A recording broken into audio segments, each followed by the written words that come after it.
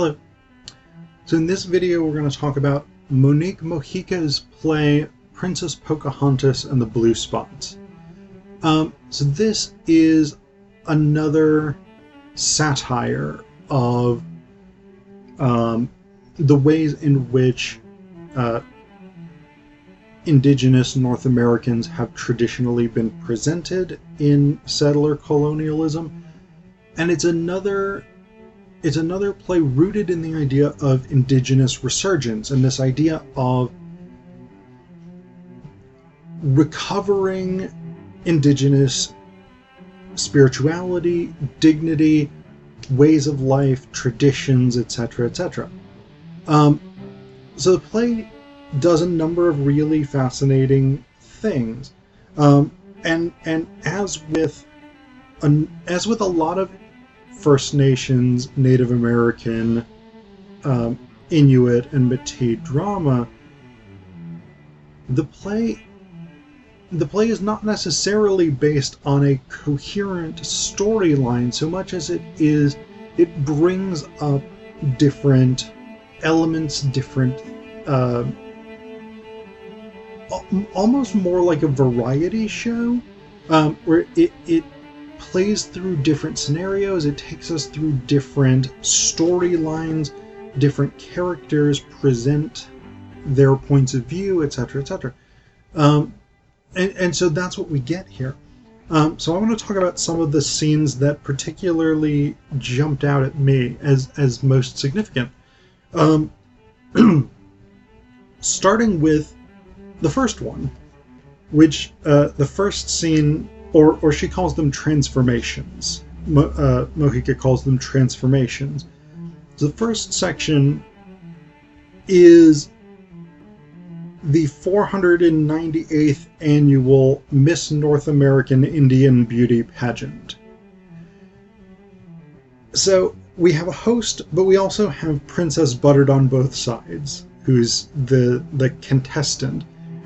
And I mean, she comes out and does these sort of songs, dances. She gives corn to people. She dresses in sort of fringed buckskin evening gowns and things like this. So we've got this very clear satire on like the Indian princess as a cultural trope. And in fact, that gets developed a lot more when the character Pocahontas is introduced. And Pocahontas plays a number of different interesting roles as well, most of which are grounded in, again, these sort of stereotypes of Indigenous women, these media portrayals of Indigenous women. But also, Mojica gives Pocahontas an opportunity to tell her own story from her own perspective, in contrast to what the sort of mythologized fantasy of Pocahontas is. So, and again, that's a very common strategy in a lot of First Nations and Native American plays. Transformation 2, I think, is really interesting as well, because this sort of sets the stakes for the play, which is about trying to find a way to return to Indigenous spirituality, Indigenous lifestyles, Indigenous political governance, etc., etc. So Transformation 2 is spoken by a character named, or the first part of it that I'm gonna read for you, is spoken by a character named Contemporary Woman 1. She says, stage directions. When there's stage directions, I'm just gonna sort of hold up a finger, and that's gonna indicate that I'm reading stage directions. When my finger is not down, or when my finger is not up, that'll mean I'm reading dialogue. Scuttling around circle on hands and knees, searching. No map, no trail, no footprint, no way home, only darkness, a cold wind whistling by my ears. The only light comes from the stars, nowhere to set my feet, no place to stand. Rising. No map, no trail, no footprint, no way home. sees basin of water, brings it to center. He said, "It's time for the women to pick up their medicine in order for the people to continue." Washes hands, arms. She asked him, "What is the women's medicine?" The only answer he found was, "The women are the medicine, so we must heal the women." Washes from basin, head, arms, legs, feet. Tipple theme begins. Squatting over the basin in a birthing position, she lifts a newborn from between her legs. Holding baby in front of her, she rises. "When I was born, the umbilical cord was wrapped around my neck and my face was blue. When I was born, my mother turned me over to check for the blue spot at the base of the spine, the sign of Indian blood. When my child was born, after counting the fingers and toes, I turned it over to check for the blue spot at the base of the spine. Even among the half-breeds, it's one of the last things to go." So this portion is really interesting because it starts out with this idea of searching, this idea of trying to find a way home, of looking for direction, looking for a map, looking for a trail, looking for a footprint. And then it ends with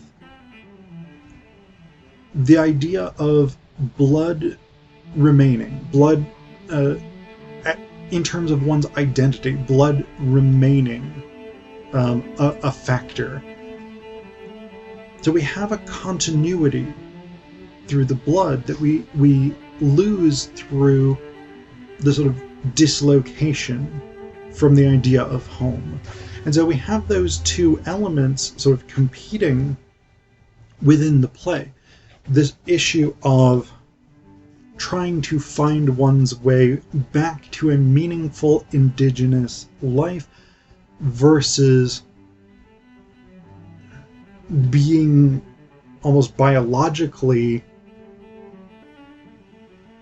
but maybe in a more real sense, socio-culturally linked to that Indigenous heritage.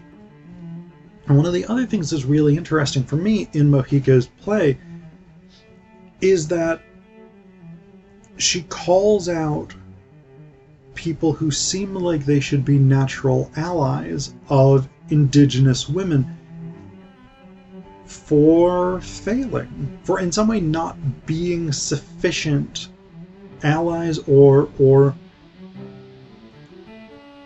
possibly even being part of the problems that Indigenous women face. So the two main groups that she calls out for this are Indigenous men and feminists, specifically white liberal feminists. But Mojica's not as detailed about that.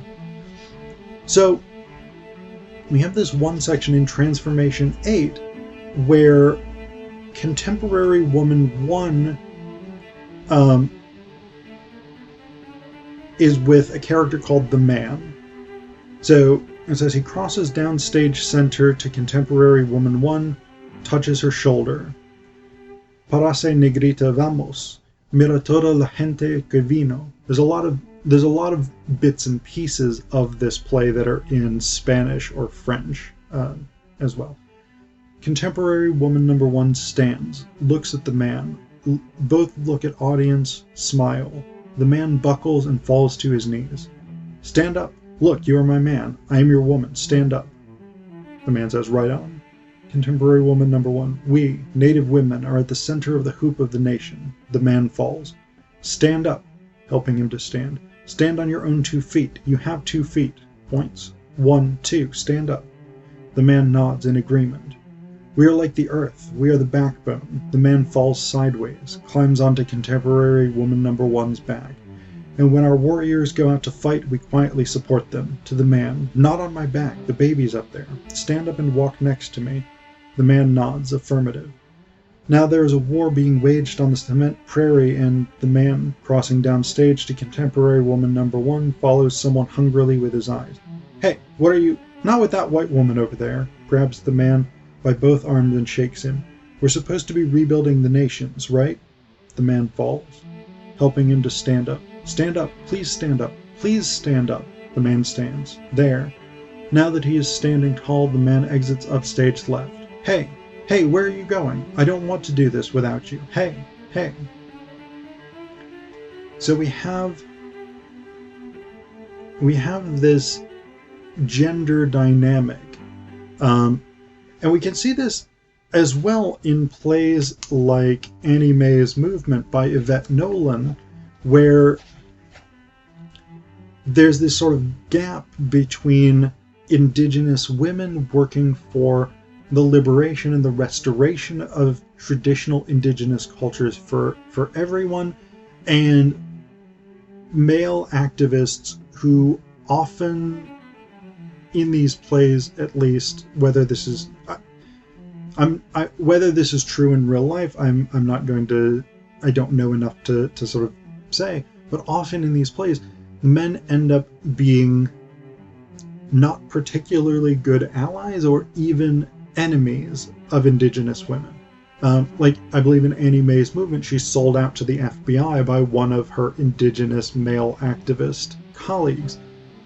So, and we get the same kind of thing here, this sort of failure to stand on his own feet, the failure to be a partner in Indigenous resurgence. But we also get, toward the end of the play, an indictment of the white feminist project, which has often left out women of color, it's often left out Indigenous women, African American women, Hispanic women, Asian women. And so we get that in Transformation 13, the last transformation. Contemporary woman number 1, standing on ramp stage left. It's International Women's Day. No, I didn't go to the march. Crosses to center stage, very deliberately making footprints in sand. So many years of trying to fit into feminist shoes. Okay, I'm trying on the shoes, but they're not the same as the shoes in the display case. The shoes I'm trying on must be crafted to fit those wide, square brown feet. I must be able to feel the earth beneath their soles. So it's International Women's Day, and here I am. Now I'd like you to take a good look. Turn slowly all the way around. I don't want to be mistaken for a crowd of Native women. I am one, and I do not represent all Native women. I am one. Crosses to tree up stage right, brings empty basin and pitcher of water center stage, and since it can get kind of lonely here, I've brought some friends, sisters, guerrillas. I'm not sure how to pronounce that, I'm sorry. The women, word warriors, to help. And so then after this, we get Contemporary Woman 1 and Contemporary Woman 2 giving us passages or brief stories of Indigenous women who resisted violence, exploitation, who stood up for Indigenous traditions, etc., etc. And then the play ends with Contemporary Woman 1 and 2 giving us this phrase. Contemporary Woman 1 says, I'm going to try and read this in Spanish. I learned Spanish in high school and undergrad, but I haven't actually used it or read it in a long time. So if I read this incorrectly, I apologize. Una nación no será conquistada hasta que los corazones de sus mujeres caigan a la tierra. No importa que los guerreros sean valientes o que sus armas sean poderosas. During the following musical transition, sung once throughout without English words, the drum's rhythm changes to the heartbeat of the round dance. A nation is not conquered until the hearts of its women are on the ground. And Contemporary Woman number 2 says, then it is done, no matter how brave its warriors, nor how strong its weapons. So this is the ultimate end point of the play, is that Indigenous identities, Indigenous nations will survive as long as their women's hearts, their women's spirits remain.